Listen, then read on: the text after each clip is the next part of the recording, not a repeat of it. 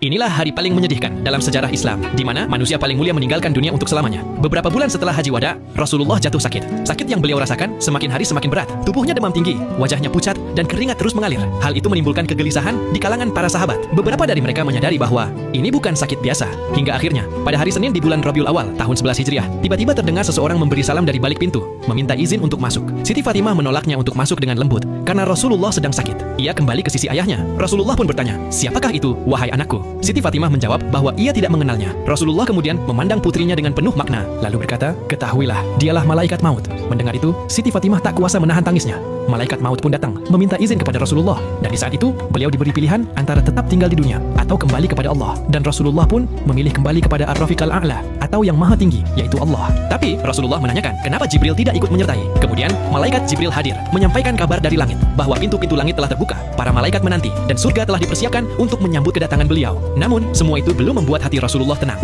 "Tidakkah engkau senang dengan kabar ini?" tanya Jibril.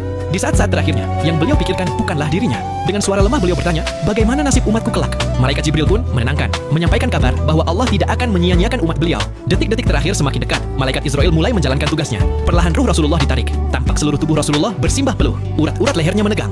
"Jibril, betapa sakit sakaratul maut ini." Rintihan lirih terdengar dari Rasulullah. Malaikat Jibril berpaling, tak sanggup menyaksikan. Rasulullah pun bertanya dengan suara lemah, "Jijikkah kau melihatku hingga kau palingkan wajahmu, wahai Jibril?" Malaikat Jibril menjawab dengan penuh haru, "Siapakah yang sanggup melihat kekasih Allah menghadapi sakaratul maut?" Sakit itu semakin memuncak. Bahkan sekelas Rasulullah pun merasakan dahsyatnya sakaratul maut. Gimana dengan kita yang berlumuran dosa? Dalam kondisi yang begitu berat, beliau masih memohon, "Ya Allah, dahsyat sekali maut ini. Timpakan saja semua siksa maut ini kepadaku. Jangan pada umatku." Badan Rasulullah mulai dingin, kaki dan dadanya sudah tak bergerak lagi. Dan saat itu, waktu perpisahan benar-benar telah tiba. Bibir Rasulullah bergetar, seakan ingin menyampaikan pesan terakhir. Suaranya begitu lirih, "Peliharalah salat dan jagalah orang-orang lemah di antara kalian." Di luar, tangis para sahabat mulai terdengar. Suasana Madinah dipenuhi duka yang mendalam. Dalam detik-detik terakhirnya, Rasulullah kembali mengingat umatnya. "Umatku, umatku, umatku." Begitu besar kecintaan Rasulullah pada umatnya yang bahkan belum pernah beliau temui. Dan kemudian, manusia paling mulia itu pun menghembuskan nafas terakhirnya. Kabar itu menyebar begitu cepat. Kota Madinah seketika diliputi kesedihan. Umar bin Khattab yang mendengarnya tak mampu menahan diri. Ia berkata dengan lantang, "Barang siapa mengatakan Rasulullah telah wafat, akan kupenggal lehernya." Namun kemudian, Abu Bakar datang menenangkan keadaan. Ia berkata, "Barang siapa mengikuti Nabi Muhammad, maka sungguh Nabi Muhammad telah wafat. Namun barang siapa menyembah Allah, maka Allah maha hidup dan tidak akan pernah mati."